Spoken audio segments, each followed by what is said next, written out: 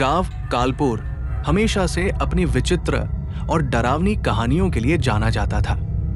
ये गांव चारों तरफ से घने जंगलों और ऊंची पहाड़ियों से घिरा हुआ था। गांव वालों का मानना था कि जब भी अमावस्या की रात होती है, जंगल में कुछ असाधारण घटता है। रहस्यमयी चीखें, पेड़ों की सरसराहट और हवा में अजीब सी दुर्गंध हर किसी को परेशान कर देती थी। ये कहानी शुरू होती है अनिकेत, एक शहर के युवा पत्रकार से। अनिकेत को डरावनी और रहस्यमयी कहानियों की सच्चाई उजागर करने का शौक था। जब उसने कालपुर के बारे में सुना तो उसने तय कर लिया कि वो इस रहस्य को उजागर करेगा। एक ठंडी नवंबर की रात थी। अनिकेत ने अपने दोस्त अंशुल और प्राची को साथ लिया। तीनों ने शहर से कालपुर के लिए अपनी जीप में सफर शुरू किया। रास्ता घुमावदार था और जैसे जैसे वे जंगल के करीब पहुंचते गए, माहौल और अजीब होता गया। रास्ते में एक बूढ़ा आदमी जो एक झोपड़ी के पास बैठा था ने उन्हें रुकने का इशारा किया। अनिकेत ने जीप रोकी। तुम लोग कालपुर जा रहे हो? बूढ़े ने पूछा। हाँ, वहां की कुछ सच्चाई जाननी है, अनिकेत ने आत्मविश्वास से कहा।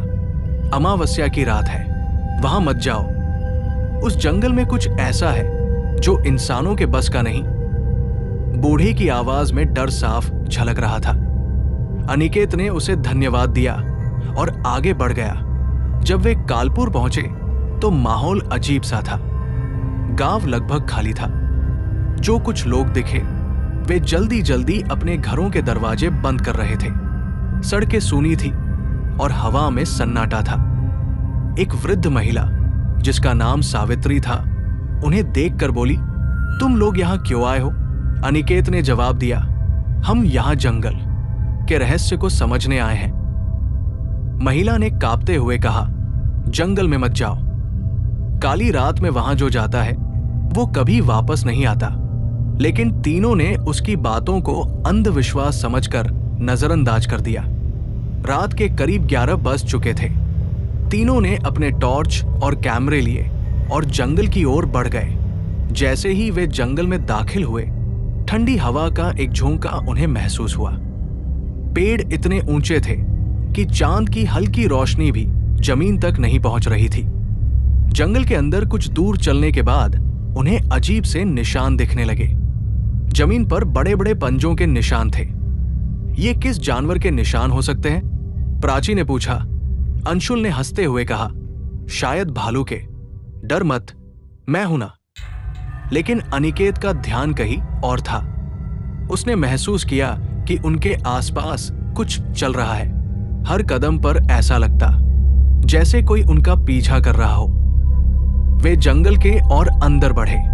तभी अंशुल ने अचानक चिल्लाया, देखो वहां क्या है? उनकी टॉर्च की रोशनी एक पुराने पेड़ पर पड़ी जहां किसी ने खून से बने अजीब चिन्ह बना रखे थे। पास ही एक मिट्टी का घड़ा रखा हुआ था जिसके अंदर से दुर्गंध आ रही थी। प्राची ने कहा, मुझे ये ठीक नहीं लग रहा, हमें यहां से लौट चलना चाहिए। लेकिन अनिकेत ने घड़े को खोलने की जिद की। जैसे ही उसने घड़े का ढक्कन हटाया, अंदर से काले धुएं का एक झोंका निकला। अचानक उन्हें ऐसा लगा जैसे जंगल कांपने लगा हो। पेड़ हिलने लगे और हवा में भयंकर आवाजें गूंजने लगी। अब माहौल डरावना हो चुका था। उन्हें चारों तरफ से चीखने चिल्लाने की आवाजें सुनाई देने लगी। ऐसा लग रहा था जैसे कोई अदृश्य ताकत उन्हें घेरे हुए हो। भागो, अंशुल चिल्लाया। तीनों वापस भागने लगे। लेकिन जंगल अब भूल भुलैया बन चुका था। वे जहां भी जाते उन्हें वही पुराना पेड़ और खून के निशान दिखते। भागते भागते उन्हें एक पुरानी कुटिया दिखाई दी। कुटिया के अंदर एक दिया जल रहा था। अंदर जाने पर उन्होंने देखा कि एक बूढ़ा साधु बैठा था। तुम लोग यहां क्यों आए हो? साधु ने गुस्से में पूछा। हम इस जंगल के रहस्य को जानने आए थे, लेकिन अब यहां फंस गए हैं, अनिकेत ने जवाब दिया। साधु ने कहा, यह जंगल शापित है। यहां हर अमावस्या को बुरी आत्माएं जाग जाती हैं। जो भी इस रात यहां आता है वो अपनी जान गंवाता है। अगर बचना है तो तुम्हें आत्माओं को शांत करना होगा। साधु ने उन्हें एक अनुष्ठान करने को कहा, लेकिन अनुष्ठान के लिए उन्हें अपने खून का एक अंश देना था। प्राची ने डरते हुए पूछा, क्या ये हमें बचा लेगा? साधु ने कहा, कोशिश कर सकते हो, लेकिन इसकी कोई गारंटी नहीं है। तीनों ने अपनी कलाई काटकर खून की कुछ बूंदें एक पात्र में डाली। साधु ने मंत्र पढ़ना शुरू किया। जैसे ही मंत्र पूरा हुआ, जंगल में भयंकर चीखें गूंजने लगी। ऐसा लगा जैसे पूरा जंगल जलने लगा हो। अचानक एक तीव्र रोशनी हुई और सब शांत हो गया। साधु ने कहा, अब तुम लोग यहां से जा सकते हो, लेकिन याद रखना, इस जंगल में दोबारा कभी मत आना। तीनों ने गांव वापस लौटने की कोशिश की। जैसे ही वे गांव पहुंचे, सूरज उग चुका था। गांव के लोग उनकी हालत देखकर चौंक गए, लेकिन अनिकेत, अंशुल और प्राची जानते थे कि उन्होंने मौत को करीब से देखा था।